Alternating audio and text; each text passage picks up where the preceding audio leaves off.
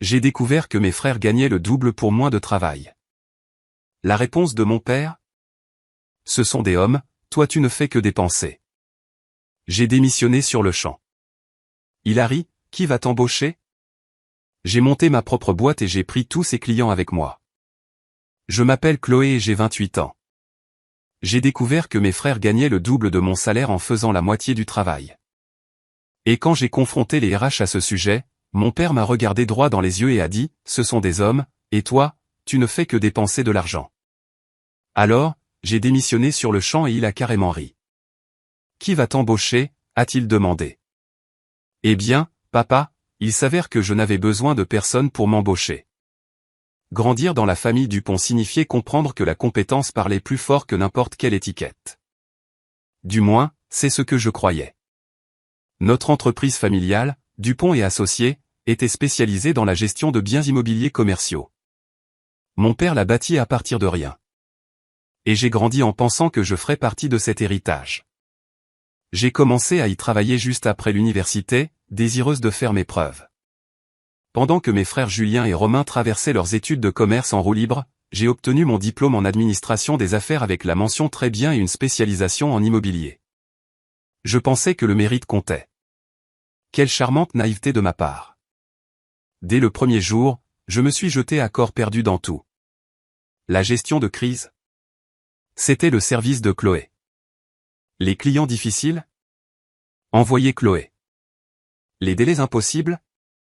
Chloé trouvera une solution. Je suis devenu le pompier non officiel de l'entreprise, éteignant constamment des incendies que mes frères ne semblaient même pas remarquer. Julien, qui a 30 ans, passait la plupart de son temps à réseauter lors de déjeuners coûteux qui produisaient des résultats discutables.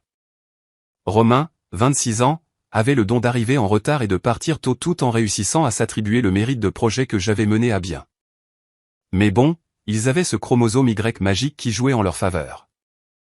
J'étais là depuis 6 ans quand Sylvie de la comptabilité a accidentellement laissé un rapport de paie sur la photocopieuse. Je ne fouinais pas, je faisais juste des copies de contrats clients. Mais il était là, me fixant en noir et blanc. Le salaire de Julien, 95 000 €. Le salaire de Romain, 88 000 €. Le mien, 42 000 €. Pendant un instant, j'ai pensé qu'il devait y avoir une erreur. Peut-être que c'était une vieille information, ou peut-être que les chiffres étaient faux. J'ai fixé ce papier jusqu'à ce que les chiffres se gravent dans ma rétine. 42 000 € pour gérer les comptes les plus difficiles, travailler les week-ends et, en gros, maintenir l'entreprise à flot pendant que mes frères jouaient au bureau. La trahison m'a frappé comme un coup de poing. Pas seulement l'argent, même si ça piquait déjà assez. C'était la prise de conscience que ma propre famille m'avait systématiquement sous-évalué pendant des années. Chaque compliment de mon père sur mon éthique de travail, chaque reconnaissance de mes contributions, n'avait été que des mots creux pendant que mes frères encaissaient des chèques de paie qui reflétaient leur vraie valeur à ses yeux. J'ai passé le reste de la journée dans un brouillard, accomplissant mécaniquement mes tâches pendant que mon esprit tournait à plein régime. Le soir, j'avais pris ma décision. Ça n'allait pas continuer. Je méritais une explication, et je méritais mieux. Le lendemain matin, j'ai foncé au RH et demandé une réunion pour une révision de ma rémunération, car sûrement, tout cela pouvait être résolu entre adultes. Sûrement, ma famille valoriserait l'équité et corrigerait cette erreur évidente une fois qu'elle leur serait signalée. Mon Dieu, j'étais encore si naïve. La réunion RH a été programmée pour le jeudi suivant. Je me suis préparé comme si je défendais ma thèse, armé d'évaluations de performance, de statistiques de fidélisation client et d'une description détaillée de mes responsabilités par rapport à celles de mes frères. Je me suis dit que les chiffres ne mentent pas, n'est-ce pas? Eh bien, apparemment si, quand votre nom de famille est sur le bâtiment. Sandrine des RH avait l'air mal à l'aise dès que je me suis assise. Elle travaille pour notre famille depuis 15 ans, et je l'ai toujours appréciée. Elle est juste, professionnelle et a la réputation de gérer les questions sensibles avec discrétion. Mais aujourd'hui, elle n'arrêtait pas de jeter des coups d'œil vers le bureau de mon père comme si elle attendait des renforts. Chloé, je comprends que vous ayez des préoccupations concernant votre rémunération, commença-t-elle prudemment. Des préoccupations, c'est un euphémisme, ai-je répondu en faisant glisser ma documentation préparée sur son bureau. J'aimerais comprendre les critères utilisés pour la détermination des salaires car, sur la base des indicateurs de performance, il semble y avoir un écart significatif. Elle a à peine jeté un coup d'œil à mes documents. C'est là que j'ai su que ce ne serait pas la discussion simple que j'avais imaginée. Je pense que cette conversation serait plus appropriée avec votre père directement, dit-elle, attrapant déjà son téléphone. Laissez-moi voir s'il est disponible. 5 minutes plus tard, j'étais assise dans le bureau de mon père, le regardant feuilleter mes graphiques soigneusement préparés avec la même expression qu'il utilisait pour examiner une liste de courses.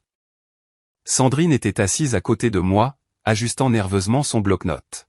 « Chloé, ma chérie », commença mon père de ce ton condescendant qu'il utilise quand il pense que je suis émotive. « J'apprécie ton initiative, mais je ne suis pas sûr que tu comprennes comment fonctionne la rémunération en entreprise. » Le « ma chérie » était la goutte d'eau. Ce rejet désinvolte, comme si j'étais une enfant demandant pourquoi le ciel est bleu. « Éclaire-moi », dis-je d'un ton égal. Il se pencha en arrière dans son fauteuil en cuir, celui derrière l'imposant bureau en chêne censé intimider. Tes frères ont des responsabilités différentes, des pressions différentes. Julien gère nos principaux clients institutionnels, et Romain gère nos projets de développement. Ces rôles comportent plus de responsabilités, plus de complexité. Je l'ai regardé, interloqué. Papa, je gère Moreau Industries, Lambert Immobilier et tout le portefeuille du centre-ville combiné. Il représente 60% de notre chiffre d'affaires. Oui, mais le mois dernier, quand Lambert a menacé de résilier son contrat à cause des pannes du système de chauffage, qui a passé 3 jours d'affilée à coordonner avec les entrepreneurs et les inspecteurs de la ville pour résoudre le problème. Sa mâchoire se crispa légèrement. Je perturbais son récit. Chloé, tu es très douée pour les opérations, mais le leadership exige du leadership.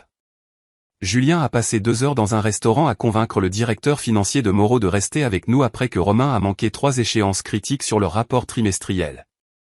J'ai passé 2 heures à réparer les problèmes que Romain a créés en premier lieu. Le silence s'étira entre nous. Sandrine fixait son bloc-notes comme si les secrets de l'univers y étaient écrits.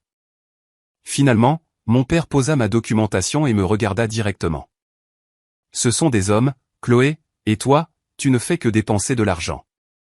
Avez-vous déjà eu un moment où le temps s'arrête? Où des mots vous frappent si fort que la réalité se déforme autour de vous? C'était le mien. 6 ans de dévouement, d'excellence et de loyauté réduits à mon genre et à une perception tordue de ma valeur. Pardon, ai-je réussi à articuler. Les hommes ont des familles à soutenir. Ils ont besoin de croissance professionnelle, de stabilité financière. Tu vas probablement te marier, avoir des enfants, vouloir rester à la maison. Ça n'a pas de sens d'investir les mêmes ressources dans quelqu'un de temporaire. Temporaire. 6 ans. Et j'étais temporaire. Je me suis levé lentement, mes jambes étonnamment stables, malgré le sentiment que mon monde entier s'effondrait. Je vois. Maintenant, Chloé, ne sois pas émotive à ce sujet. Les affaires sont les affaires. Émotive, bien sûr, parce que reconnaître une discrimination flagrante, c'est juste moi qui suis émotive. Tu as raison, papa. Les affaires sont les affaires. J'ai sorti de mon sac à main ma carte de crédit d'entreprise, mes clés de bureau et mon badge de parking. Considérez ceci comme mon préavis de 2 semaines. La couleur quitta son visage. Chloé, ne soyons pas précipités. 2 semaines. Courtoisie professionnelle, puisque la famille signifie clairement quelque chose de différent pour chacun de nous. J'ai posé mes affaires sur son bureau avec un soin délibéré. Je terminerai la transition de Moreau et informerai la personne que vous assignerez à mes comptes. Je me suis retourné pour partir, mais sa voix m'a arrêté à la porte. Qui va t'embaucher, Chloé? Vraiment? Je me suis retourné et pour la première fois de ma vie, je l'ai vu clairement. Pas comme mon père, pas comme mon mentor, mais exactement ce qu'il était, un homme qui avait bâti son succès en rabaissant les autres. Tu sais quoi, papa? Ce n'est pas la bonne question. Ses sourcils se levèrent, pleins d'attente. La bonne question est, qui va garder tes clients heureux quand je serai parti? Le rire qui m'a suivi hors du bureau de mon père a été le son qui a tout changé. Pas un rire de colère, ni d'amertume, mais un rire sincèrement amusé, comme si je venais de lui raconter la blague la plus drôle qu'il ait jamais entendue. Ce rire a résonné à mes oreilles pendant les 2 semaines les plus longues de ma vie professionnelle. Je n'ai jamais été du genre à faire des départs spectaculaires, cependant. La courtoisie professionnelle signifiait quelque chose pour moi, même si elle ne signifiait clairement rien pour lui. J'ai donc passé ces 2 semaines à documenter méticuleusement chaque processus, chaque préférence de client, chaque problème potentiel qui pourrait survenir après mon départ. Appelez ça de la fierté ou de la rancune, mais je refusais de laisser quiconque dire que je les avais laissés dans l'embarras. Julien a été chargé de reprendre mes comptes. L'ironie ne m'a pas échappé, en le regardant feuilleter mes notes de transition avec une panique croissante dans les yeux. « Mon Dieu, Chloé, tu gères vraiment tout ça ?» demanda-t-il, fixant le dossier de Moreau Industries, qui faisait environ 8 cm d'épaisseur avec des contrats, des documents de conformité et des notes relationnelles que j'avais accumulés sur 4 ans. « Tous les jours », ai-je répondu agréablement. Madame Moreau préfère la communication par email avant 9 heures, n'appelle jamais pendant le déjeuner, et a une allergie sévère aux excuses. Elle réagit bien aux solutions proactives et aux rapports trimestriels détaillés. Tout ce que tu as besoin de savoir est dans ses notes. Romain a passé la tête dans mon bureau bientôt ancien. Alors, c'est quoi ton plan? Tu as un autre travail en vue?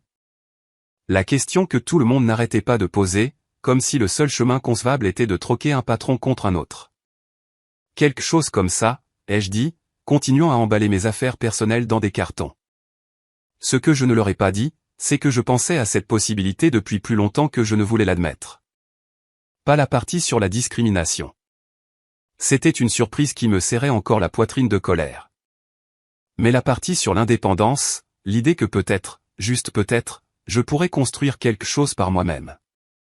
Pendant ces 2 semaines, j'ai fait mes recherches, licence commerciale, exigences en matière d'assurance, coût de démarrage. J'avais épargné de manière agressive pendant des années. En partie parce que j'étais naturellement économe et en partie parce que je n'avais jamais eu le salaire pour soutenir des habitudes coûteuses. Il s'est avéré que la discipline financière était sur le point de devenir mon plus grand atout. Heureusement, l'entreprise familiale ne s'était jamais souciée des contrats de travail formels. Juste un autre signe de la façon dont ils avaient sous-estimé mon potentiel à réellement leur faire concurrence. Le dernier jour, mon père m'a appelé dans son bureau une dernière fois. « Chloé, j'ai réfléchi à notre conversation », a-t-il commencé. Et pendant un instant, une part stupide en moi a espéré des excuses. Peut-être que nous pouvons trouver un arrangement. Une petite augmentation, peut-être, 10% et 10% de mon salaire criminellement bas. Après avoir découvert que je gagnais moins de la moitié de ce que mes frères gagnaient pour faire le double du travail. C'est généreux, ai-je dit, et je le pensais de la manière la plus sarcastique possible. Mais j'ai déjà pris d'autres dispositions. Son expression passa à l'inquiétude. Quel genre de disposition? Le genre qui valorise la compétence plutôt que les chromosomes. J'avais prévu de partir tranquillement, mais la nouvelle s'était répandue dans le bureau. Sandrine des RH m'a surprise avec un petit pot de départ dans la salle de conférence. Rien d'élaboré, juste du gâteau et du café. Mais le geste signifiait plus qu'elle ne pouvait l'imaginer. « Tu vas nous manquer », dit-elle doucement alors que les gens retournaient à leur bureau. « Cet endroit ne sera pas le même sans toi. » Je la croyais, non pas parce que j'étais irremplaçable, mais parce que le travail que je faisais comptait, et tout le monde, sauf ma famille, semblait le comprendre. Ma dernière tâche a été de déposer mes rapports finaux sur le site de chaque client. Des relations professionnelles que j'avais bâties au fil des ans, des contrats que j'avais négociés, des problèmes que j'avais résolus. Je ne brûlais pas les ponts. Je fermais des chapitres.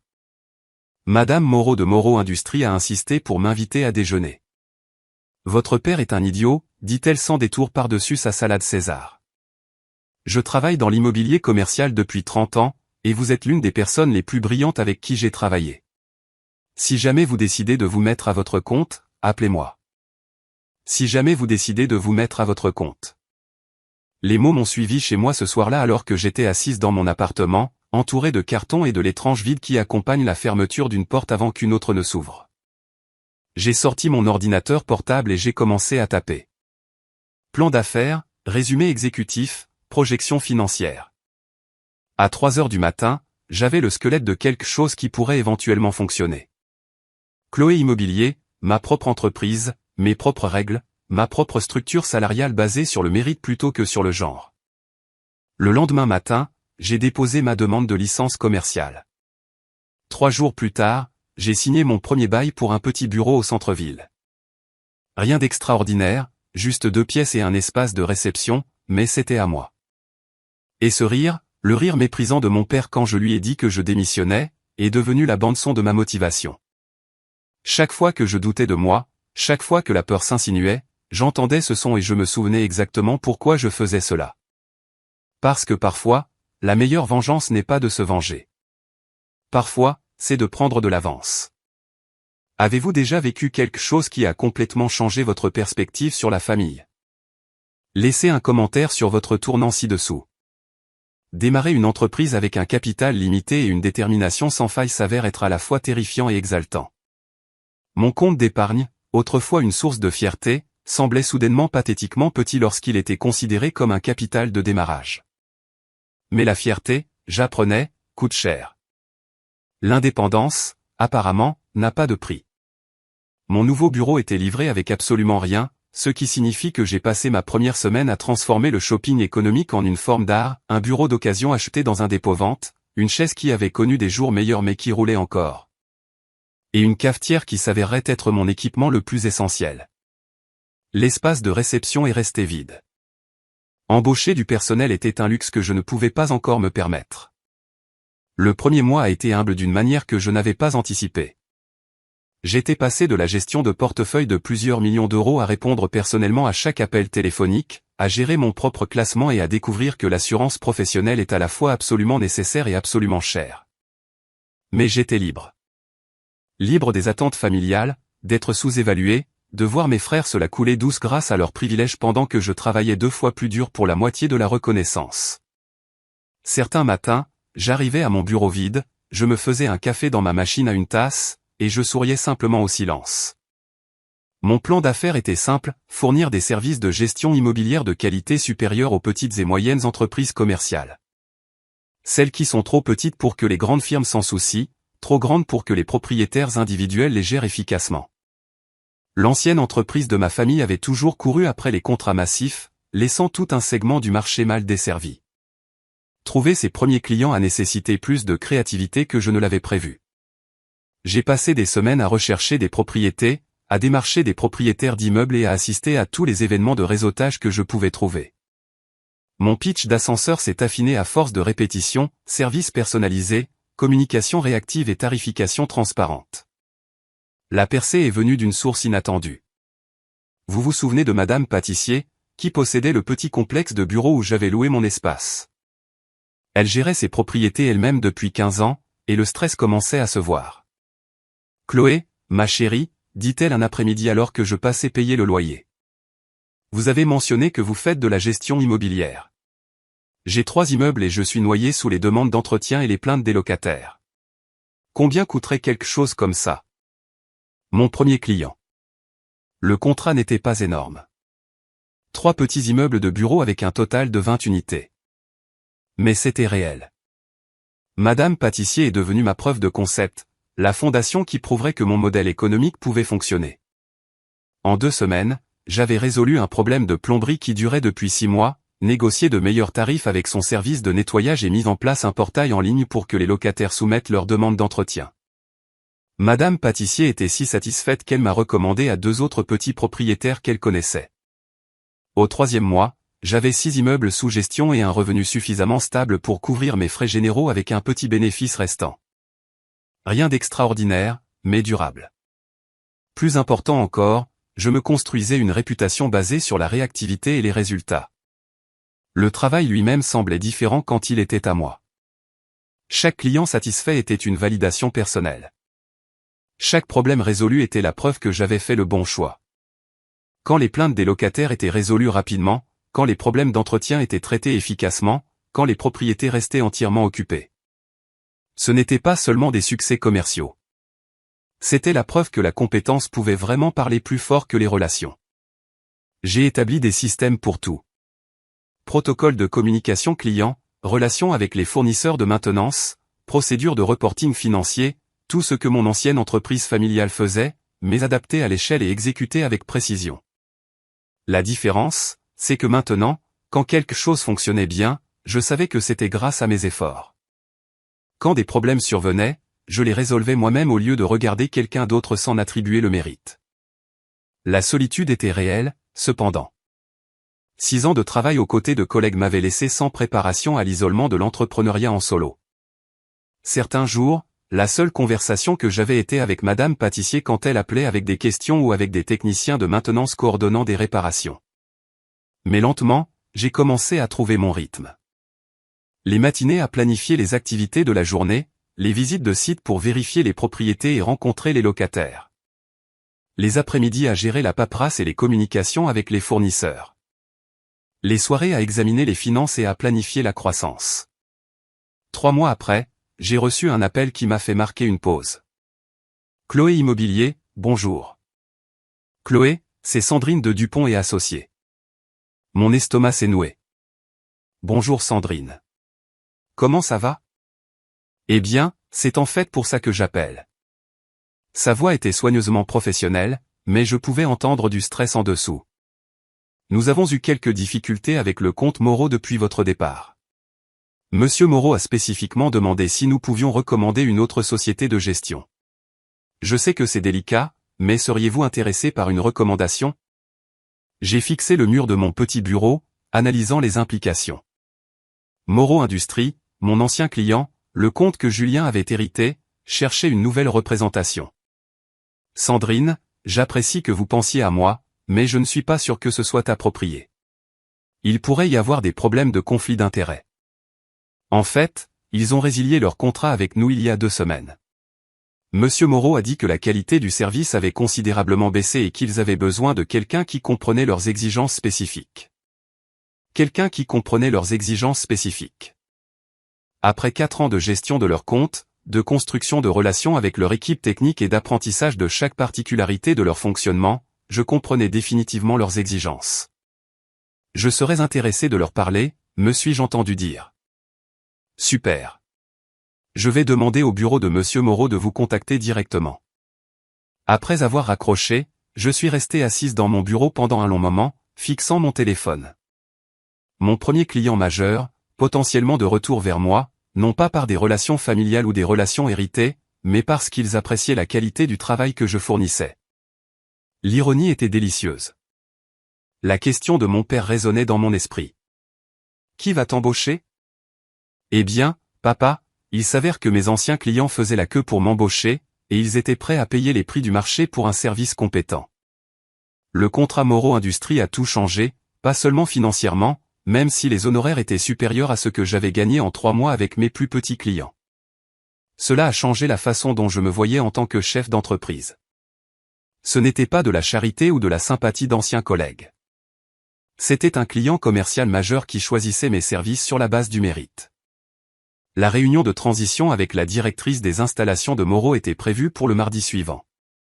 J'avais travaillé avec Janet Moreau pendant 4 ans, développant un respect mutuel qui avait facilité mon travail et fluidifié leurs opérations. Mais être assise dans leur salle de conférence en tant que propriétaire de ma propre entreprise semblait surréaliste. Chloé, je vais être direct, commença Janet. Le service que nous avons reçu de Dupont et Associés depuis votre départ a été, au mieux, irrégulier. Les demandes d'entretien qui étaient autrefois traitées en quelques heures prennent maintenant des jours. La communication est devenue sporadique.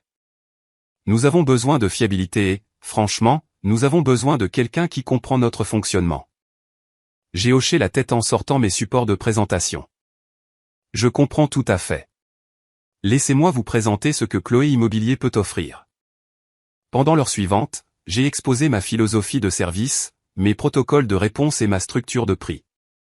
Tout ce que j'avais appris sur leur fonctionnement, combiné au système que j'avais développé pour mes plus petits clients, adapté pour répondre à leurs exigences. Cela ressemble exactement à ce que nous avions avant, dit Janet avec un léger sourire. Ce qui est logique, puisque c'est vous qui avez développé ces systèmes. Le contrat a été signé cet après-midi-là. Moreau Industries est devenu mon client pilier, fournissant un revenu stable et une crédibilité dans le secteur qui a ouvert des portes à d'autres opportunités. En quelques semaines, le mot a commencé à se répandre dans la communauté de l'immobilier commercial. Chloé Dupont, anciennement de Dupont et Associés, dirigeait sa propre opération et obtenait des résultats. Les événements de réseautage auxquels j'avais assisté en tant que petit entrepreneur inconnu sont devenus plus productifs. Les gens retournaient mes appels. Les recommandations ont commencé à arriver. La meilleure partie, c'est que les clients me recherchaient grâce aux recommandations de bouche à oreille. Pas besoin de démarchage téléphonique quand la réputation voyage plus vite que les cartes de visite dans notre secteur très uni. Au 6e mois, j'avais embauché ma première employée, Sarah Morin. Fraîchement sortie de l'université avec un diplôme en administration des affaires et assez d'enthousiasme pour alimenter une petite ville. Avoir quelqu'un pour s'occuper des tâches administratives m'a libéré pour me concentrer sur les relations clients et le développement commercial. C'est incroyable à quel point cet endroit fonctionne plus efficacement que mon stage dans une grande entreprise, a observé Sarah lors de sa 2e semaine. Tout le monde savait ce qu'il était censé faire, mais personne ne semblait se soucier de la qualité. Le commentaire de Sarah m'a rappelé pourquoi j'avais lancé cette entreprise. Pas seulement pour échapper à la discrimination familiale, mais pour créer quelque chose de mieux. Une entreprise où la compétence était récompensée, où l'excellence était la norme plutôt que l'exception, où le succès se mesurait par les résultats plutôt que par la politique. La croissance était régulière mais pas écrasante. Je faisais attention à ne pas prendre plus que ce que nous pouvions gérer excellemment. Chaque nouveau client devenait une référence pour le suivant. Chaque propriété gérée avec succès améliorait notre réputation. Mais les moments les plus satisfaisants sont venus lorsque d'anciens collègues appelaient avec des questions. Julien aux prises avec une négociation de bail complexe. Romain face à une situation difficile avec un locataire. Même Sandrine des RH demandant des conseils sur l'assurance professionnelle pour une activité de conseil annexe. Je les ai tous aidés. Non par amertume ou supériorité, mais parce que des personnes compétentes qui s'entraident, c'est ainsi que les affaires devraient fonctionner. Le contraste entre mes nouvelles relations professionnelles et ma dynamique familiale est devenu plus marqué à chaque interaction. Mes parents m'invitaient régulièrement au dîner du dimanche. Des conversations qui tournaient invariablement vers des questions sur ma petite entreprise. Maman s'inquiétait de ma sécurité financière. Papa faisait des suggestions sur les clients potentiels que je devrais démarcher.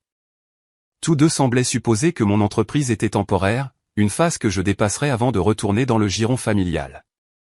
Tu sais, Chloé, si jamais tu veux revenir chez Dupont et Associés, il y aura toujours une place pour toi, a dit mon père lors d'un dîner particulièrement gênant. Tes frères pourraient avoir besoin de soutien du côté opérationnel. Du soutien du côté opérationnel. Traduction, je pourrais reprendre mon ancien rôle de la personne qui les faisait paraître compétents pendant qu'ils récoltaient le crédit et les plus gros salaires. Je suis heureuse là où je suis, ai-je répondu d'un ton égal. Mais est-ce durable, demanda maman avec une préoccupation sincère. Diriger sa propre entreprise est si risqué, ma chérie. Que se passe-t-il si tu perds un client majeur? Que se passe-t-il si tu perds un client majeur? La question révélait à quel point il comprenait peu ce que j'avais bâti, des flux de revenus diversifiés, des relations clients solides basées sur la performance, des systèmes opérationnels qui pouvaient s'adapter à la demande. Mon entreprise était en fait moins risquée que de dépendre de la bienveillance familiale pour l'avancement de carrière. La même chose qui arrive à n'importe quelle entreprise, ai-je répondu. On s'adapte, on trouve de nouvelles opportunités et on continue d'avancer. Au 8e mois, Chloé Immobilier gérait 12 propriétés d'une valeur totale de plus de 50 millions d'euros. Sarah avait été rejointe par Thomas, un coordinateur de maintenance expérimenté que j'avais recruté d'une plus grande entreprise, lassé de l'inefficacité bureaucratique. Nous devenions une vraie entreprise, pas seulement un Chloé avec quelques clients, mais une équipe offrant un service constant et de haute qualité à une clientèle croissante. Le bureau qui semblait autrefois caverneux avec juste moi était maintenant correctement occupé avec suffisamment d'activités pour justifier l'espace de réception que j'avais enfin meublé. Mais l'indicateur de succès le plus significatif est venu d'une source inattendue. Chloé, j'ai réfléchi à ce que vous construisez ici, a dit Madame Pâtissier lors de l'un de nos bilans mensuels. Vous avez commencé avec rien, sauf la connaissance et l'éthique de travail. Maintenant, regardez cet endroit. Votre famille ne sait pas ce qu'elle a perdu en vous laissant partir. Me laisser partir. Comme si mon départ avait été leur décision plutôt que la mienne. Mais elle avait raison sur une chose. Ils n'avaient aucune idée de ce qu'ils avaient perdu, et je ne faisais que commencer. L'appel est arrivé un jeudi après-midi alors que je révisais des contrats de bail pour un nouveau client. Sarah a frappé à la porte de mon bureau avec une expression que je n'ai pas pu déchiffrer immédiatement. Chloé, il y a un monsieur en ligne qui dit être de Lambert Immobilier. Il demande à vous parler directement au sujet des services de gestion. Lambert Immobilier, l'un des plus gros clients de l'ancienne entreprise de ma famille, représentant un portefeuille d'une valeur de plus de 200 millions d'euros. J'avais géré leur compte pendant 3 ans, tissant des liens au sein de leur organisation et gérant certains de leurs problèmes les plus complexes. J'ai pris le téléphone avec un professionnalisme prudent. Chloé Dupont à l'appareil. Chloé, c'est David Lambert. J'espère que vous vous souvenez de moi de notre précédente collaboration. Me souvenir de lui? Il était l'un des clients les plus exigeants mais les plus justes avec qui j'ai jamais travaillé. Quelqu'un qui valorisait la compétence par-dessus tout et n'avait aucune tolérance pour les excuses. Bien sûr, monsieur Lambert. Comment puis-je vous aider? Je serai direct. Nous réexaminons nos arrangements actuels de gestion immobilière et, franchement, nous ne sommes pas satisfaits du service que nous recevons de Dupont et Associés depuis votre départ. Je comprends que vous dirigez votre propre opération maintenant. Mon pouce accéléra. Lambert Immobilier serait le plus gros client que Chloé Immobilier ait jamais poursuivi. Cela signifierait également concurrencer directement l'entreprise de ma famille pour leur compte le plus précieux. C'est exact. Chloé Immobilier est en activité depuis 8 mois maintenant et nous acceptons sélectivement de nouveaux clients dont les besoins correspondent à nos capacités de service. J'aimerais discuter de ces capacités avec vous. Êtes-vous disponible pour déjeuner demain? La rencontre avec David Lambert a été une validation de tout ce que j'avais construit. Pendant 2 heures dans le restaurant le plus cher du centre-ville, il a exposé ses frustrations avec l'ancienne entreprise de ma famille avec une honnêteté brutale. Les temps de réponse ont triplé, dit-il en coupant son steak avec des mouvements précis. Les problèmes d'entretien que vous résolviez en quelques heures prennent maintenant des jours pour être simplement reconnus. Quand j'appelle avec des préoccupations, je suis baladé entre vos frères et je n'ai jamais l'impression que quelqu'un gère réellement mes problèmes. J'ai écouté sans commenter les lacunes de ma famille. La discrétion professionnelle exigeait la neutralité, même en entendant parler d'échecs que j'aurais pu prédire. Parlez-moi de votre capacité actuelle, a-t-il poursuivi. Lambert Immobilier représenterait une croissance significative pour votre opération. Pouvez-vous la gérer? La réponse honnête était que cela nous mettrait considérablement à rude épreuve. Mais j'avais appris que la croissance sans la qualité ne valait rien, et je n'allais pas promettre ce que je ne pouvais pas livrer. Monsieur Lambert, votre portefeuille nous obligerait à développer considérablement notre équipe et nos systèmes. Je voudrais mettre en œuvre un plan de transition qui maintient la qualité du service tout au long du changement. Cela signifie commencer avec une partie de vos propriétés et prendre progressivement en charge des bâtiments supplémentaires à mesure que nous démontrons nos capacités. Il a souri. C'est exactement le genre de planification réaliste que je n'ai pas entendu d'une société de gestion depuis des mois. La plupart des entreprises promettent tout immédiatement et ne livrent rien de manière cohérente. La cohérence est notre avantage concurrentiel, ai-je répondu. Nous travaillons avec des clients qui apprécient la fiabilité plutôt que les promesses. À la fin du déjeuner, nous avions esquissé un accord préliminaire. Lambert Immobilier transférerait 4 de ses plus petites propriétés à Chloé Immobilier pour une période d'essai. Si notre performance répondait à leurs normes, ils envisageraient de transférer l'ensemble de leur portefeuille. 4 propriétés, pas tout leur portefeuille, mais assez pour doubler le chiffre d'affaires de mon entreprise du jour au lendemain.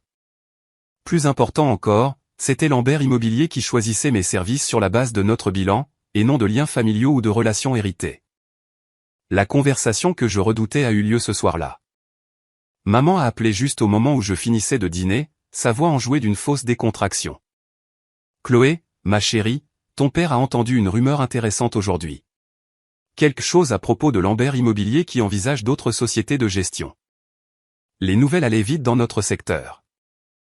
J'ai déjeuné avec David Lambert aujourd'hui, ai-je confirmé. Silence à l'autre bout du fil. Puis, prudemment, envisages-tu de travailler avec eux? Maman, ils envisagent de travailler avec moi. Il y a une différence. Mais Chloé, c'est l'un de nos plus gros clients. Cela ne te met-il pas en conflit avec l'entreprise familiale? L'entreprise familiale. Pas l'entreprise de papa ou Dupont et Associés, mais spécifiquement l'entreprise familiale. Comme si mon départ n'avait pas déjà résolu toute question sur mon rôle dans les intérêts commerciaux de la famille. Pas de conflit, dis-je d'un ton égal. Je dirige ma propre entreprise qui sert des clients qui choisissent de travailler avec nous. Si ces clients préfèrent nos services à ceux de la concurrence, c'est la dynamique du marché. La concurrence? Sa voix s'éleva légèrement. Chloé, nous sommes ta famille. Et voilà. La supposition que la loyauté familiale signifiait un sacrifice professionnel. Que je devais limiter la croissance de mon entreprise pour éviter de concurrencer des gens qui m'avaient discriminé pendant des années. Oui, vous êtes ma famille, mais Dupont et Associés est mon ancien employeur. En affaires, ce sont des relations différentes. Maman est restée silencieuse un long moment. Ton père ne va pas être content de ça. Le bonheur de papa n'est plus ma préoccupation principale, ai-je répondu doucement. La performance de mon entreprise l'est. Après avoir raccroché, je me suis assise dans mon appartement, considérant l'ampleur de ce qui se passait. Il y a 8 mois, j'étais une employée renvoyée, gagnant la moitié de ce que mes frères gagnaient en faisant le double du travail. Maintenant, des clients majeurs recherchaient mes services, choisissant mon entreprise plutôt que l'ancienne entreprise de ma famille sur la base des résultats plutôt que des relations. Le contrat Lambert nécessiterait l'embauche de personnel supplémentaire, la mise à niveau de nos systèmes et l'agrandissement de nos bureaux. Une croissance que je devrais gérer avec soin pour maintenir les normes de qualité qui nous avaient valu cette opportunité. Mais surtout, c'était la preuve que la compétence pouvait vraiment parler plus fort que les relations, que construire quelque chose basé sur le mérite plutôt que sur la politique n'était pas seulement possible, mais rentable. Lundi matin, j'appellerai David Lambert et j'accepterai sa proposition. Chloé Immobilier relèverait son plus grand défi à ce jour, concurrençant directement l'entreprise qui m'avait sous-évalué pendant des années, et j'étais prête. Les prochains mois allaient tester tout ce que j'avais appris sur les affaires, sur moi-même, et sur ce qui se passe quand on arrête d'accepter moins que ce que l'on vaut. Mais c'est une histoire pour une autre fois. Pour l'instant, il suffisait de savoir que la fille dont papa s'était moqué en pensant qu'elle ne pourrait jamais réussir seule était sur le point de devenir sa plus grande concurrente. Que pensez-vous qu'il va se passer ensuite? L'entreprise familiale de Chloé va-t-elle riposter, ou d'autres clients suivront-ils l'exemple de Lambert? Faites-moi part de vos prédictions dans les commentaires ci-dessous. Le premier domino est tombé 3 semaines après que j'ai signé le contrat Lambert. Thomas a frappé à la porte de mon bureau avec un sourire qui signifiait soit de très bonnes nouvelles, soit des nouvelles très intéressantes. Chloé, tu ne vas pas le croire. Développement Richard vient d'appeler. Ils veulent programmer une réunion pour nous transférer leurs services de gestion immobilière.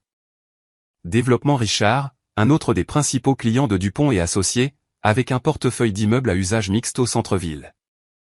J'avais géré leur compte pendant 2 ans avant de partir, travaillant directement avec leur directeur des installations pour rationaliser les opérations et réduire les coûts. Ont-ils dit pourquoi ils envisagent un changement, ai-je demandé, bien que je soupçonne que je savais déjà quelque chose sur la baisse de la qualité du service et la mauvaise communication. Ils ont spécifiquement demandé si vous étiez la même Chloé qui s'occupait de leur compte chez Dupont et Associés. Bien sûr qu'ils l'ont fait. Parce que quand vous avez bâti de vraies relations avec des clients basées sur la compétence et la fiabilité, ils ont tendance à suivre cette compétence où qu'elle aille. La réunion avec l'équipe de Richard était prévue pour vendredi. Mercredi, Sarah avait reçu 2 autres appels similaires. Groupe Pâtissier, une plus petite entreprise avec 4 immeubles de bureaux. Patrimoine Immobilier, qui possédait plusieurs complexes commerciaux que j'avais aidé à louer, les faisant passer de presque vides à entièrement occupés. C'est comme une migration, observa Sarah en mettant à jour notre liste de prospects. Tous vos anciens clients appellent la même semaine. Les nouvelles voyagent vite dans l'immobilier commercial. Quand des clients majeurs commencent à évaluer leurs fournisseurs de services, d'autres entreprises le remarquent. Quand ces mêmes clients commencent à mentionner des personnes spécifiques avec qui ils veulent travailler, des schémas émergent. La réunion avec Richard s'est déroulée exactement comme je l'avais prévu. Professionnel, direct, axé sur les capacités de service et la planification de la transition. Pas de drame, pas d'appels émotionnels, juste des gens d'affaires prenant des décisions d'affaires. Nous travaillons avec Dupont et Associés depuis 5 ans, a expliqué le directeur des installations de Richard. Pendant les 3 premières années, quand vous gériez notre compte, tout se passait bien. Depuis votre départ, nous avons eu des retards de maintenance, des lacunes de communication et ce qui ressemble à un manque général d'attention à nos besoins spécifiques. J'ai hoché la tête diplomatiquement. Quelles améliorations de services spécifiques recherchez-vous chez une nouvelle société de gestion? Honnêtement, nous voulons ce que nous avions avant, une communication réactive, une maintenance proactive et quelqu'un qui comprend nos opérations assez bien pour anticiper les problèmes avant qu'ils ne deviennent des urgences. À la fin de la réunion, Développement Richard avait accepté de transférer l'ensemble de son portefeuille à Chloé Immobilier. Pas une période d'essai comme Lambert, mais un changement complet basé sur leur confiance en nos capacités. Groupe Pâtissier a signé la semaine suivante. Patrimoine Immobilier la semaine d'après. Chaque nouveau client signifiait la même conversation avec Thomas et Sarah sur la gestion de la capacité, les besoins en personnel et la mise à l'échelle opérationnelle. Nous croissions plus vite que prévu, mais assez prudemment pour maintenir les normes de qualité. La croissance signifiait aussi autre chose. Dupont et Associés perdaient des clients. Pas n'importe quel client, mais leurs comptes les plus rentables et les plus anciens, ceux que j'avais personnellement développés et entretenus. J'essayais de ne pas penser aux conversations qui se tenaient dans le bureau de mon père. La panique pour comprendre pourquoi des clients établis résiliaient soudainement leur contrat, la prise de conscience que leur meilleur compte était maintenu par les relations que j'avais bâties plutôt que par la loyauté institutionnelle. Mais honnêtement, une petite partie de moi était curieuse de savoir comment ils géraient la pression. Cette curiosité a été satisfaite lorsque Julien a appelé directement mon bureau. « Chloé, il faut qu'on parle. » Pas de politesse, pas de bavardage, direct au but, ce qui était inhabituel pour Julien. « À propos de quoi ? » ? « De ce que tu fais à nos clients. » »« Ce que je fais à nos clients. » La formulation était parfaite, comme si je volais activement plutôt que de simplement exister comme une alternative lorsque les clients devenaient insatisfaits de leur service actuel. « Julien, je dirige mon entreprise. Si d'anciens clients choisissent de travailler avec nous, c'est leur décision. Allons, Chloé Richard, pâtissier, patrimoine, ce sont tous des comptes que tu gérais. Ce n'est pas une coïncidence. » Il avait raison. Bien sûr que ce n'était pas une coïncidence. C'était le résultat naturel de clients valorisant un service compétent plutôt que la loyauté familiale. « Qu'est-ce que tu me suggères de faire exactement ?» ai-je demandé. « Refuser les clients qui veulent travailler avec nous ?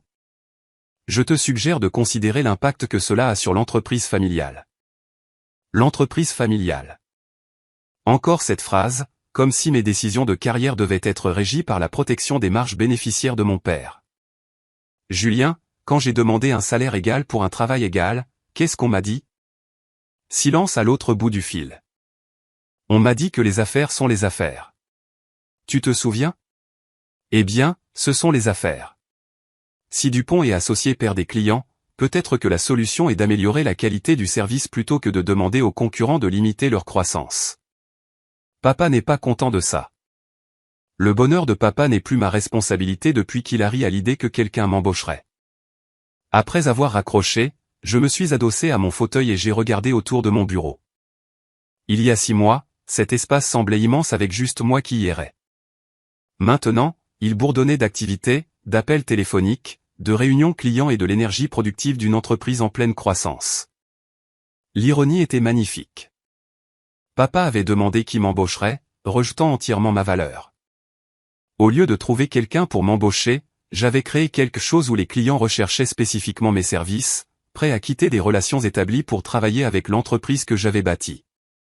Mais je savais aussi que cela ne pouvait pas continuer indéfiniment sans conséquence. Chaque client qui passait de Dupont et Associés à mon entreprise était un revenu directement transféré de l'entreprise de ma famille à la mienne. Finalement, cela forcerait une conversation qui irait au-delà des appels téléphoniques diplomatiques de Julien. La question était de savoir si cette conversation aurait lieu dans une salle de conférence ou autour d'une table de dîner. Et honnêtement, je n'étais pas sûr de ce qui serait le pire. La lettre d'information du secteur est arrivée un mardi matin et Thomas l'a apportée directement à mon bureau avec une expression qui mêlait amusement et inquiétude. « Chloé, tu devrais peut-être jeter un œil à la section des nouvelles des entreprises. » J'ai parcouru la page jusqu'à ce que je la trouve. Dupont et Associés restructure ses opérations suite au changement de son portefeuille client. L'article était rédigé de manière professionnelle, mais ne pouvait cacher la réalité sous-jacente. 3 départs de clients majeurs en 6 semaines. Réduction de personnel. Plan d'expansion revu à la baisse. Restructure ses opérations, ai-je lu à haute voix. C'est une façon diplomatique de dire qu'ils essaient d'arrêter l'hémorragie. L'article ne mentionnait pas où ses anciens clients étaient allés, mais tout le monde dans le secteur ferait le lien. Chloé Dupont quitte l'entreprise familiale, lance sa propre société, et soudainement Dupont et Associés se restructurent pendant que ses anciens clients migrent vers Chloé Immobilier. Mon téléphone a sonné moins d'une heure après la distribution de la newsletter. Chloé, c'est David Lambert. J'entends des choses intéressantes sur votre croissance. De bonnes choses, j'espère. Très bonnes. Développement Richard fait l'éloge de votre gestion de la transition, et j'ai entendu des retours similaires d'autres clients. Je suis prêt à discuter du transfert de notre portefeuille complet à Chloé Immobilier. Le portefeuille complet de Lambert. 12 immeubles, 200 millions d'euros d'actifs gérés, et suffisamment d'honoraires de gestion pour tripler le chiffre d'affaires de mon entreprise. Cela ferait également de Chloé Immobilier l'une des plus grandes sociétés de gestion immobilière indépendante de la ville. C'est une décision importante, monsieur Lambert. Qu'est-ce qui motive cette urgence? Franchement, nous avons testé vos capacités avec les 4 propriétés que vous gérez actuellement, et la différence de performance est spectaculaire. Temps de réponse de la maintenance, score de satisfaction des locataires, qualité du reporting financier, tout s'est amélioré. Nous voulons ce niveau de service pour l'ensemble de nos opérations. La signature du contrat était prévue pour vendredi. Jeudi, mon téléphone n'arrêtait pas de sonner avec des appels d'autres propriétaires qui avaient entendu parler de la décision de Lambert. Le mot se répandait que l'entreprise de Chloé Dupont était l'endroit où les clients sérieux allaient pour un service sérieux. Ce soir-là, maman a appelé. Chloé, ma chérie, il faut qu'on parle. Peux-tu venir dîner dimanche? Les dîners de famille du dimanche étaient devenus des affaires délicates depuis que j'avais lancé mon entreprise. Des conversations prudentes qui évitaient de mentionner les clients, la croissance, ou tout ce qui pourrait souligner le contraste entre mon succès et les difficultés de Dupont et associés. Y a-t-il quelque chose de spécifique dont tu veux discuter, ai-je demandé. Ton père a quelques réflexions sur la situation actuelle. La situation actuelle. Le code pour papa est enfin prêt à reconnaître que son attitude méprisante envers mes capacités a peut-être été une erreur de calcul. Le dîner du dimanche était tendu dès mon arrivée. Papa était déjà assis en bout de table, son expression soigneusement neutre. Julien et Romain étaient là aussi, ce qui suggérait qu'il s'agissait moins d'un dîner de famille que d'une réunion d'affaires déguisée en moment familial. Chloé, commença papa après que nous ayons terminé les banalités obligatoires. Je pense qu'il y a eu un malentendu sur tes activités professionnelles. Un malentendu. Comme si le fait que je construise une entreprise prospère était une sorte de méprise plutôt qu'un choix délibéré. Quel genre de malentendu, ai-je demandé. Eh bien, il semble qu'il y ait une certaine confusion sur le marché concernant ta relation avec Dupont et associés. Certains clients pourraient penser que tu représentes nos intérêts alors que tu nous fais concurrence. J'ai posé ma fourchette et les regardé directement. Papa, il n'y a aucune confusion. Mes cartes de visite indiquent clairement un Chloé Immobilier. Mes contrats m'identifient explicitement comme un prestataire de services indépendant. Chaque interaction que j'ai avec un client est transparente et distincte de Dupont et associés. Mais tu utilises les relations que tu as développées en travaillant pour nous, intervint Julien. J'utilise les relations professionnelles que j'ai développées grâce à un service compétent. Ces relations existent parce que les clients font confiance à mon travail, pas parce qu'elles appartiennent à une entreprise. Romain se pencha en avant. Allons, Chloé. Tu dois admettre que ça fait mauvais genre. Une ancienne employée de la famille qui lance une entreprise concurrente. Qui nous prend des clients majeurs. Les gens parlent. Les gens parlent. L'horreur des ragots de l'industrie sur une femme qui réussit de manière indépendante. Romain, qu'est-ce que tu penses que je devrais faire exactement? Limiter la croissance de mon entreprise pour protéger votre confort? Nous pensons, dit papa prudemment, qu'il pourrait y avoir une opportunité de te faire revenir. Un poste de vice-présidente senior, une augmentation de salaire significative, une participation au capital de l'entreprise. Tu pourrais diriger la division des opérations et avoir une réelle autorité sur la prestation de services. Pendant un instant, j'étais sincèrement sans voix. Après tout ça, la discrimination, le mépris, l'humiliation publique, ils voulaient m'offrir un travail. Pas des excuses, pas une reconnaissance de leur tort, mais un emploi. Comme si c'était tout ce que j'avais toujours voulu. Laissez-moi bien comprendre, dis-je lentement. Vous voulez que je dissolve mon entreprise florissante, que j'abandonne mes clients, et que je revienne travailler pour vous en échange de ce qui aurait dû m'être offert il y a des années? C'est une offre généreuse, Chloé, dit doucement maman. Et cela garderait tout dans la famille. Garder tout dans la famille. Voilà encore cette idée. La supposition que la loyauté familiale devrait l'emporter sur le jugement professionnel et la dignité personnelle. Non, dis-je tranquillement. Les sourcils de papa se levèrent. Non à quelle partie? Non à tout. Je ne vais pas dissoudre mon entreprise. Je n'abandonnerai pas les clients qui me font confiance, et je ne retournerai pas travailler pour des gens qui, fondamentalement, ne respectent pas mes capacités. Le silence qui suivit fut assourdissant. Finalement, Julien prit la parole. Alors, tu vas continuer à nous faire concurrence? À nous prendre nos clients. Je vais continuer à servir les clients qui choisissent de travailler avec nous. Si c'est de la concurrence, alors oui, je vais continuer à faire concurrence, et je vais continuer à gagner. Je me suis levé de table. Merci pour le dîner, maman. C'était instructif, comme toujours. En marchant vers ma voiture, j'entendais des voix s'élever de la maison. La conversation que je venais de clore continuait apparemment sans moi. Mais ce n'était pas grave. J'avais ma propre entreprise à gérer, mes propres clients à servir, et mon propre succès à construire. Et contrairement au dîner de famille, les affaires se portaient à merveille. Décembre est arrivé avec les décorations de Noël et une invitation inattendue. Le dîner annuel des prix d'excellence de l'immobilier commercial était le plus grand événement de réseautage du secteur. Et cette année, Chloé Immobilier avait été nominée pour le prix de l'entreprise montante de l'année. Nominée pour un prix après moins d'un an d'activité. J'ai regardé l'invitation, me souvenant de la cérémonie de l'année dernière où j'avais assisté en tant qu'employé de mon père, regardant depuis le fond de la salle pendant que des entreprises établies recevaient des distinctions. Cette année, je serais assise à la table des nominés. L'ironie était délicieuse, mais le timing était compliqué. Le dîner de remise des prix était prévu pour le 15 décembre, la même semaine où l'industrie publierait son enquête de satisfaction client de fin d'année. Chloé Immobilier avait obtenu un score dans le 98e percentile. Dupont et Associés avaient chuté à 72. Chloé, penses-tu que ta famille sera là? Demanda Sarah, m'aidant à examiner le plan de table qui était arrivé avec notre invitation. Probablement. Dupont et Associés achètent généralement une table. Est-ce que ce sera gênant? Gênant ne commençait même pas à décrire la situation. Être publiquement reconnu pour l'excellence commerciale, alors que l'ancienne entreprise de ma famille luttait avec la rétention de clients n'était pas seulement gênant, c'était la justice servie avec une touche de validation professionnelle.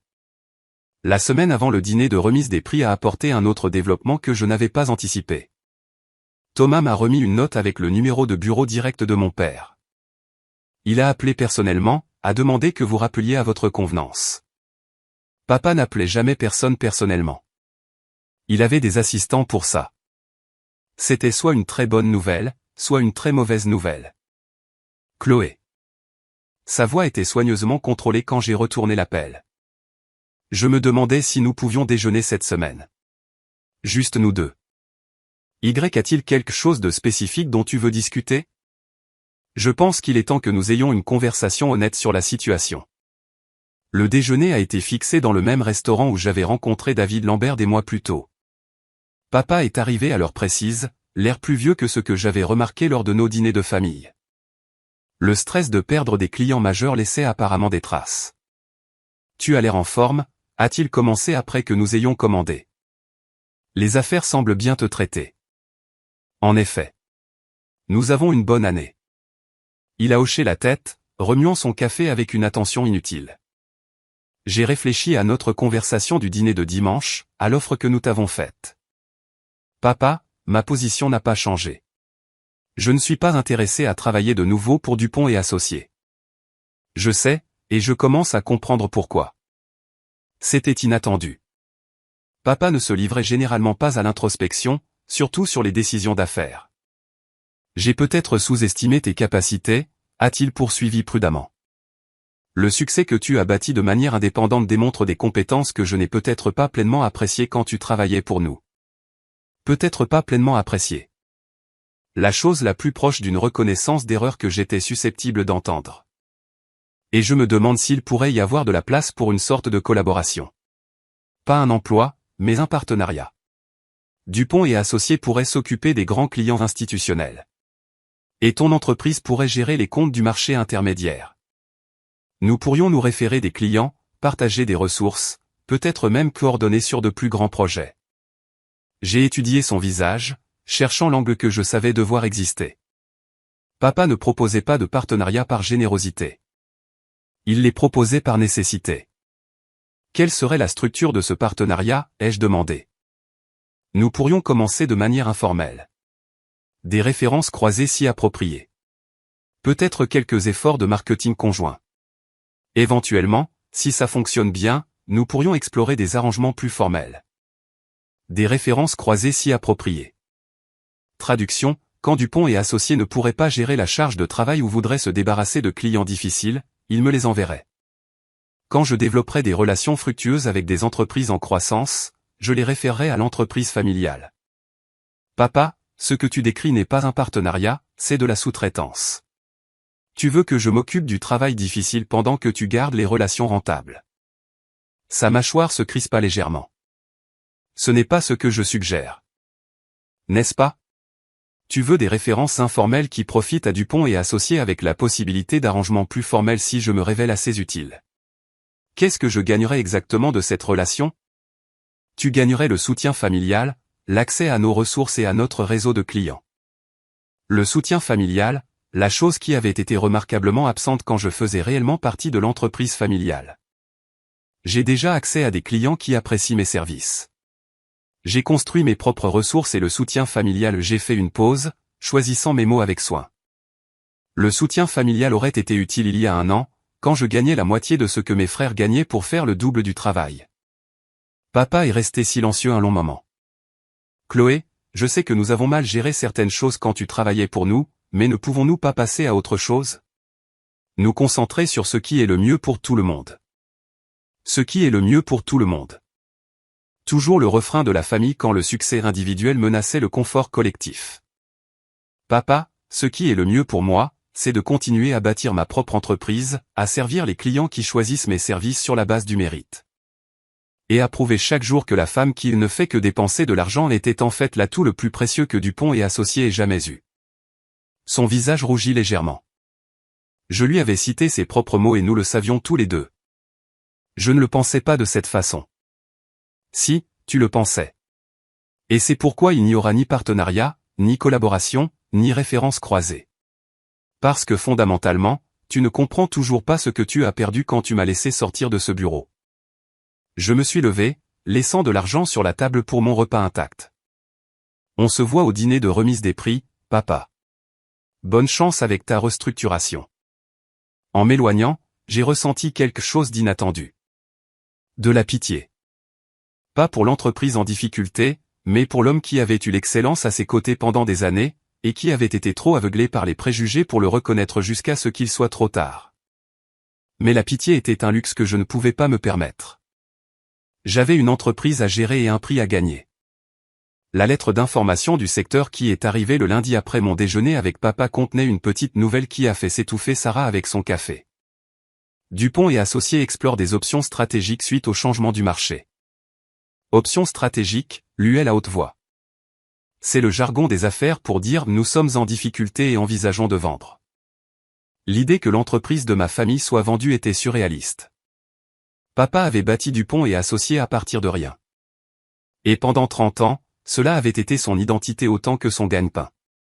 Maintenant, des options stratégiques étaient explorées parce que les clients préféraient travailler avec la fille qu'il avait rejetée comme incompétente. Le dîner de remise des prix était dans 3 jours et la publicité pré-événement générait plus d'attention que je ne l'avais prévu. Le journal économique local a publié un article sur les entreprises émergentes qui remodèlent l'immobilier commercial, avec Chloé Immobilier en bonne place. L'article comprenait une photo de moi dans mon bureau, entouré des preuves visibles d'une croissance rapide. Ce soir-là, maman a appelé. Chloé, j'ai vu l'article dans le journal économique. Tu as l'air très professionnel. Merci. Ton père traverse une période difficile avec tout ça. L'entreprise a des difficultés depuis ton départ. Et maintenant, avec le dîner de remise des prix qui approche, j'ai attendu qu'elle finisse. Mais elle semblait chercher ses mots. Maman, qu'est-ce que tu veux que je fasse? Je ne sais pas. Peut-être ne pas y aller. Ou si tu y vas, peut-être t'asseoir avec la famille. Montrer une certaine unité pendant une période difficile. Montrer une certaine unité. Prétendre que mon succès ne s'était pas fait au détriment de leurs échecs. Prétendre que nous étions tous dans la même équipe alors qu'ils avaient clairement indiqué que je n'étais même pas la bienvenue dans leur effectif. Maman, je suis nominé pour un prix basé sur l'entreprise que j'ai bâtie après qu'on m'ait dit que je ne valais rien. Je ne vais pas cacher cette réussite pour épargner les sentiments de papa. C'est juste que ça fait mauvais genre, ma chérie. Comme si tu célébrais nos difficultés. Je ne célèbre pas vos difficultés. Je célèbre mon succès. Il y a une différence. Vraiment? La question est restée en suspens. Y avait-il une différence entre célébrer mes réussites et célébrer leurs échecs? Quand mon succès était en partie bâti sur des clients qui avaient quitté leur entreprise à cause d'un mauvais service, est-ce que je célébrais les deux simultanément? Oui, maman. Il y a une différence. Je n'ai pas causé la perte de clients de Dupont et Associés. Je ne les ai pas forcés à fournir un mauvais service. J'ai simplement offert une alternative quand les clients sont devenus insatisfaits. C'est de la concurrence commerciale, pas de la trahison familiale. Tes frères ne le voient pas de cette façon. Mes frères sont libres de le voir comme ils le souhaitent, mais leur perspective ne change pas la réalité. Le dîner de remise des prix a eu lieu au grand ballroom du centre-ville, le même lieu où j'avais assisté à des dizaines d'événements du secteur en tant que représentante de Dupont et Associés. Cette fois, je suis entré en tant que propriétaire de Chloé Immobilier, vêtu d'un tailleur bleu marine qui avait coûté plus que mon salaire mensuel de l'entreprise familiale. La réception des nominés battait son plein quand je suis arrivé. Des félicitations de collègues de l'industrie qui avaient observé ma montée rapide avec une appréciation professionnelle. Des conversations de réseautage avec des clients potentiels qui avaient entendu parler de mes services.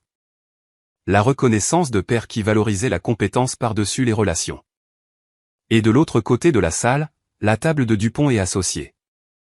Papa dans son smoking noir standard, l'air distingué mais fatigué. Maman à ses côtés, habillée élégamment mais avec l'expression tendue de quelqu'un assistant à un enterrement. Julien et Romain les flanquant, tous deux consultant leur téléphone plus qu'ils ne participaient à la conversation. Quand le programme du dîner a commencé, j'étais assise à la table des nominés pour l'entreprise montante. 6 entreprises reconnues pour leur croissance et leur excellence de service exceptionnelle.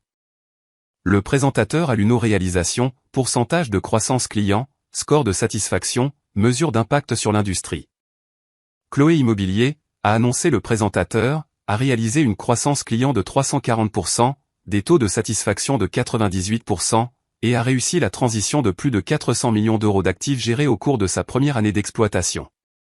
Applaudissements polis de la plupart de la salle. Silence de Pierre de la table 12. Quand ils ont annoncé le prix de l'entreprise montante de l'année Chloé Immobilier. Les applaudissements étaient sincères et prolongés. Je me suis levé pour accepter le prix.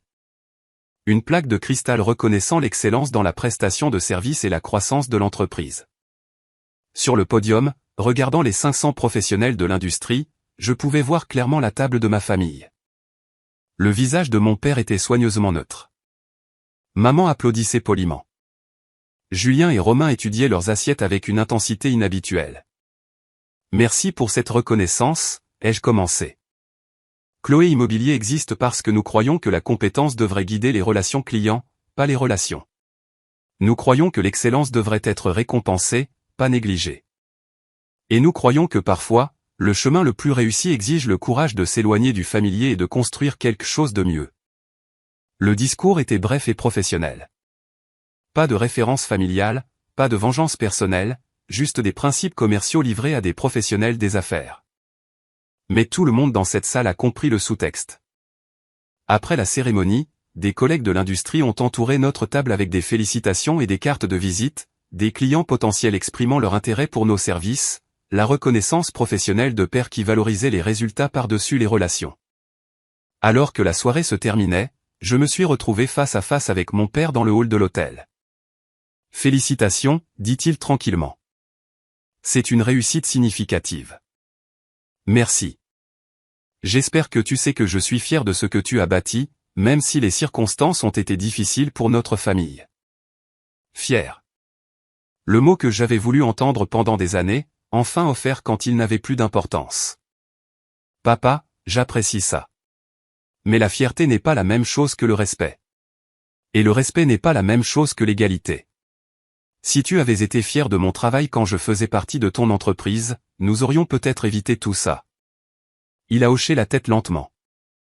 Peut-être. Chloé, que se passe-t-il maintenant? Ça ne peut pas continuer indéfiniment. La concurrence entre nos entreprises déchire la famille. La concurrence ne déchire pas la famille. La famille s'est déchirée quand tu as décidé que mon genre me rendait moins précieuse que mes frères.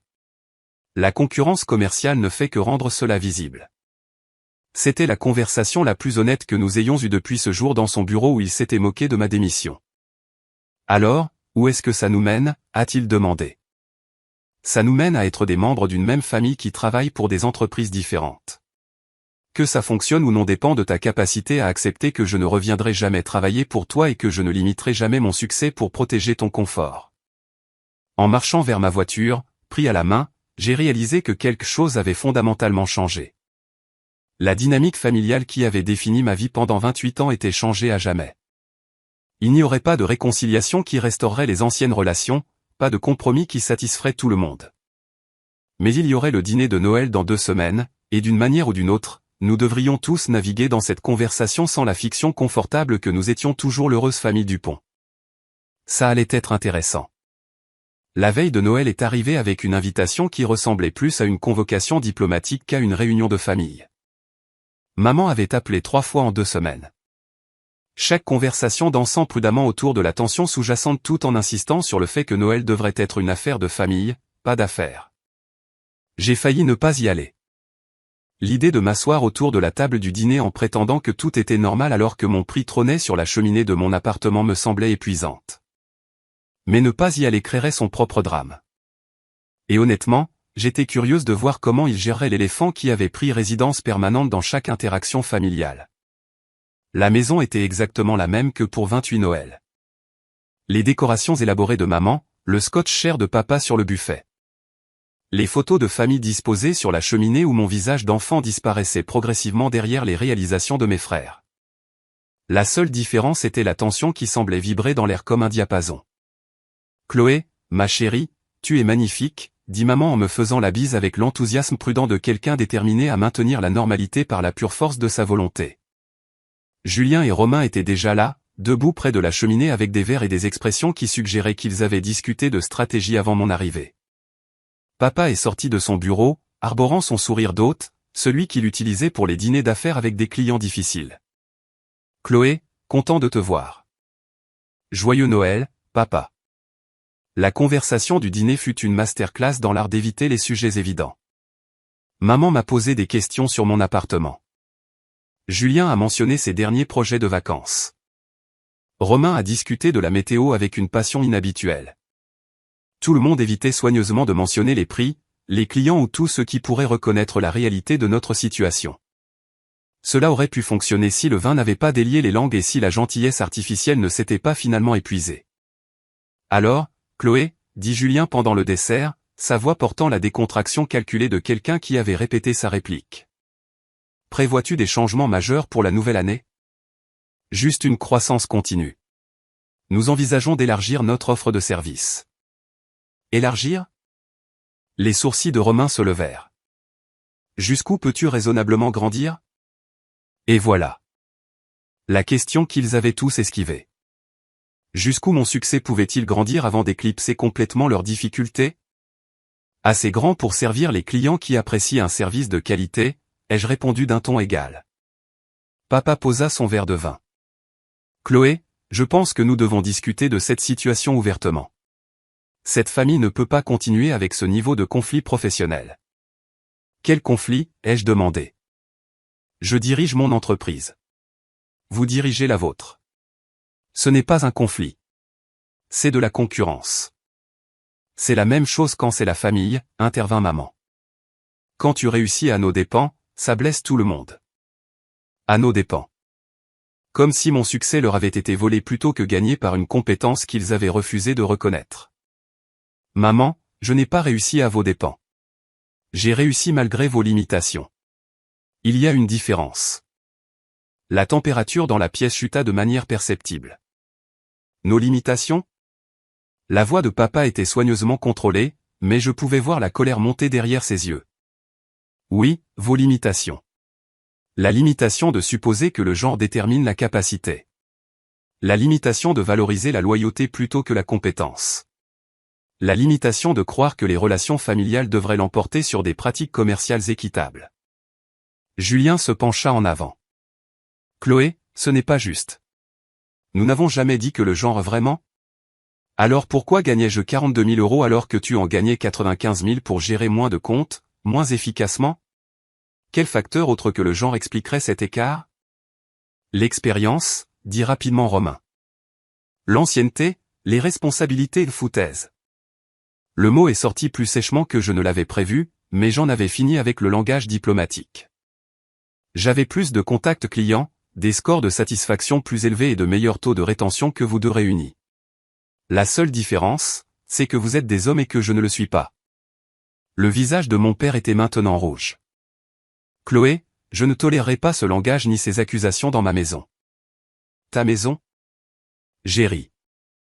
Et le son était amer, même à mes propres oreilles. Papa, ça a cessé d'être une question de ta maison à la minute où tu m'as dit que je ne valais rien. C'est une question de justice. C'est l'histoire d'une femme qui a passé 6 ans à s'entendre dire qu'elle valait moins que ses frères, et qui a finalement prouvé à tout le monde qu'ils avaient tort. Nous n'avons jamais dit que tu ne valais rien, protesta maman.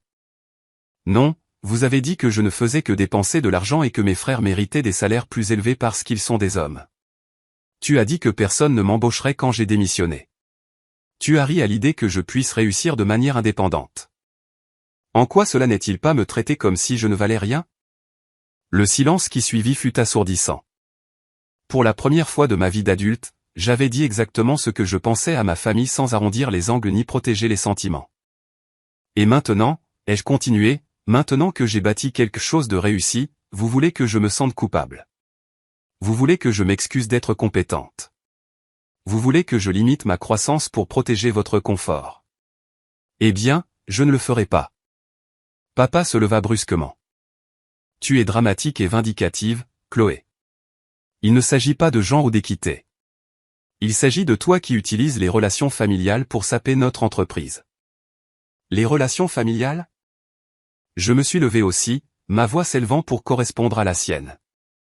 Quelle relation familiale? Celle où vous m'avez sous-payé pendant des années?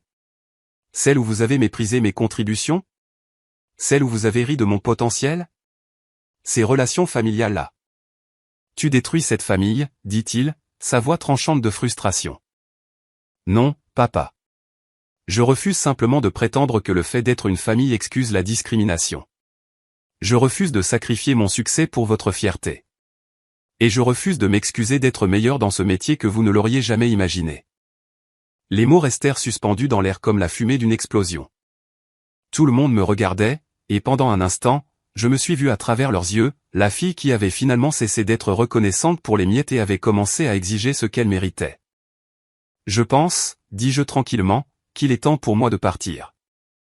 J'ai pris mon manteau et mon sac pendant que la famille restait assise dans un silence stupéfait. À la porte, je me suis retourné une dernière fois. Joyeux Noël, tout le monde. J'espère que l'année prochaine sera meilleure pour nous tous. En rentrant chez moi à travers les rues vides décorées de lumière de Noël, j'ai ressenti quelque chose d'inattendu. Du soulagement. Pendant 28 ans, j'avais porté le poids de leurs attentes et de leurs limitations. Ce soir, je l'avais enfin déposé. Quoi qu'il arrive ensuite, ce serait selon mes propres termes. Janvier a apporté des changements que je n'avais pas anticipés. La lettre d'information du secteur qui est arrivée sur mon bureau la 2e semaine de la nouvelle année contenait une annonce qui m'a fait marquer une pause. Dupont et Associés met en place une structure de rémunération basée sur la performance. Rémunération basée sur la performance. Après 30 ans à diriger l'entreprise comme un projet d'héritage familial, papa s'intéressait soudainement à la mesure des résultats. Thomas a frappé à la porte de mon bureau avec un sourire qui suggérait des nouvelles intéressantes. Chloé, tu ne devineras jamais qui vient d'appeler pour se renseigner sur les opportunités d'emploi. Qui? Sandrine de Dupont et Associés. Elle cherche un nouveau poste, de préférence quelque part qui valorise la compétence professionnelle plutôt que la politique familiale.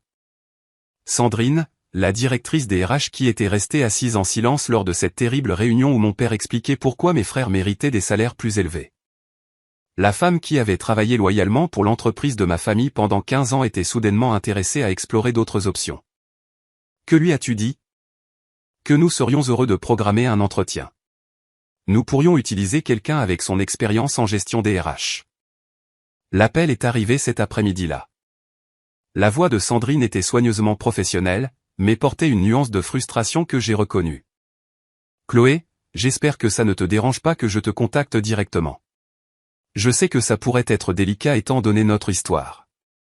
Pas délicat du tout. Thomas a mentionné que tu étais intéressé à discuter d'opportunités. Je le suis. L'environnement de travail chez Dupont et Associés est devenu difficile. Ton père a mis en place des changements de politique importants qui affectent le moral du personnel.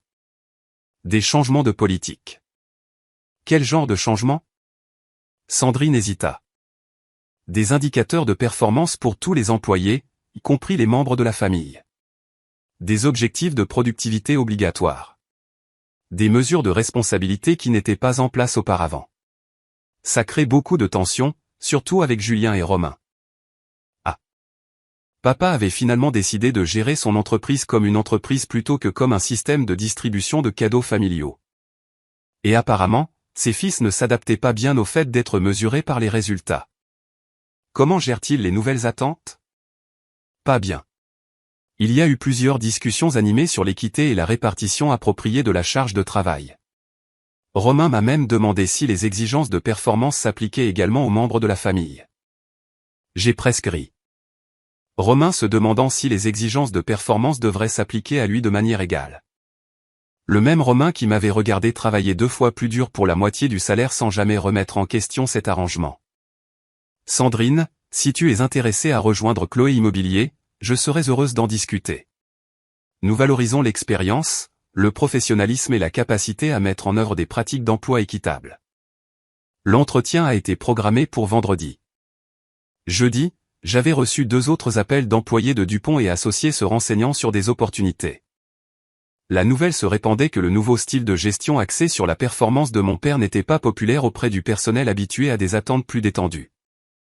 Sarah trouvait la situation amusante. Alors, ton père dirige enfin son entreprise comme tu as toujours pensé qu'elle devrait l'être, mais maintenant tout le monde est mécontent parce qu'ils n'ont pas l'habitude d'être tenus responsables. Quelque chose comme ça. L'ironie, c'est que s'il avait mis en place des systèmes basés sur la performance il y a des années, rien de tout cela n'aurait été nécessaire. Mais il préférait gérer par le favoritisme et la hiérarchie familiale. La lettre d'information de l'industrie de fin janvier contenait un autre article intéressant. Dupont et Associés affichent une baisse de revenus pour le 4e trimestre consécutif. L'article était bref et rédigé de manière diplomatique, mais les implications étaient claires. Pendant que je gagnais des prix pour la croissance de mon entreprise, l'ancienne entreprise de ma famille luttait pour maintenir sa position sur le marché. Mon téléphone a sonné cet après-midi-là. Le nom de mon père sur l'afficheur m'a fait hésiter avant de répondre. Chloé, je pense qu'il est temps que nous ayons une autre conversation. À propos de quoi? De l'avenir. De ce qui est durable pour nos 2 entreprises. La réunion a été fixée en terrain neutre, un café du centre-ville où aucun de nous n'avait d'histoire. Papa est arrivé, l'air plus vieux que dans mes souvenirs, le stress de diriger une entreprise en difficulté évident dans sa posture et son expression. J'ai réfléchi à notre conversation de Noël, a-t-il commencé après que nous ayons commandé? Tu as soulevé des points valables sur la façon dont nous avons géré ta rémunération et ton développement de carrière. Des points valables. Pas tu avais raison ou nous t'avons discriminé, mais des points valables. Et j'ai mis en place des changements chez Dupont et Associés. Des échelles salariales basées sur la performance, des mesures de responsabilité, des critères d'évaluation objectifs. Comment ça se passe? Sa mâchoire se crispa légèrement. C'est un ajustement. Certains employés ont du mal avec les nouvelles attentes. Certains employés. Code pour Julien et Romain. Papa, pourquoi me dis-tu ça? Parce que je veux que tu saches que j'essaie de résoudre les problèmes que tu as soulevés. Et je me demande s'il pourrait y avoir une opportunité de réconciliation. Quel genre de réconciliation? Peut-être que tu pourrais envisager de revenir chez Dupont et Associés sous la nouvelle structure. Vice-présidente des opérations, salaire compétitif basé sur les indicateurs de performance, participation au capital, pleine autorité sur la prestation de services et les relations clients. Pendant un instant, j'étais sincèrement sans voix. Après tout, les prix, le succès, la reconnaissance publique de mes capacités, il pensait toujours que la solution était de me faire revenir travailler pour lui. Papa, est-ce que tu comprends ce que tu me demandes?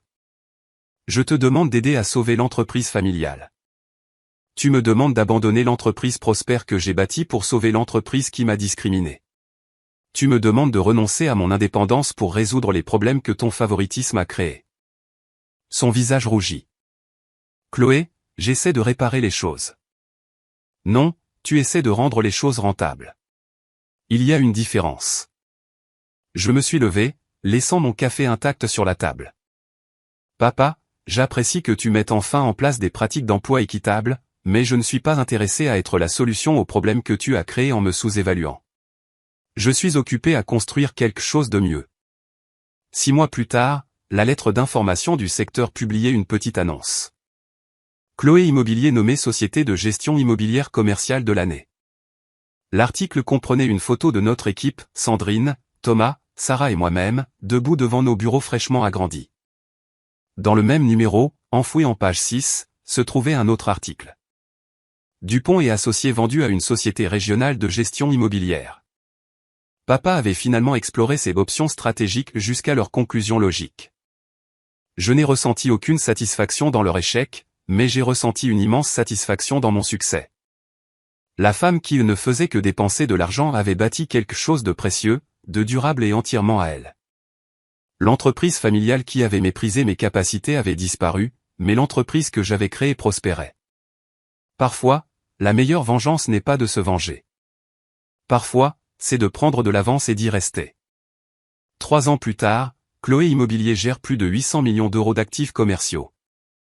Nous employons 23 personnes, toutes rémunérées en fonction de leur performance plutôt que de leur génétique. Nos scores de satisfaction client se classent constamment dans le 99e percentile. Et moi, je suis toujours Chloé Dupont, j'ai maintenant 31 ans, et je prouve chaque jour que la compétence parle plus fort que les relations, que le mérite compte plus que les liens familiaux, et que parfois, la chose la plus puissante que vous puissiez faire est de vous éloigner des gens qui ne reconnaissent pas votre valeur. Parce que lorsque vous cessez d'accepter moins que ce que vous méritez, vous découvrez exactement ce que vous êtes capable d'accomplir. Et cela, il s'avère, c'est beaucoup.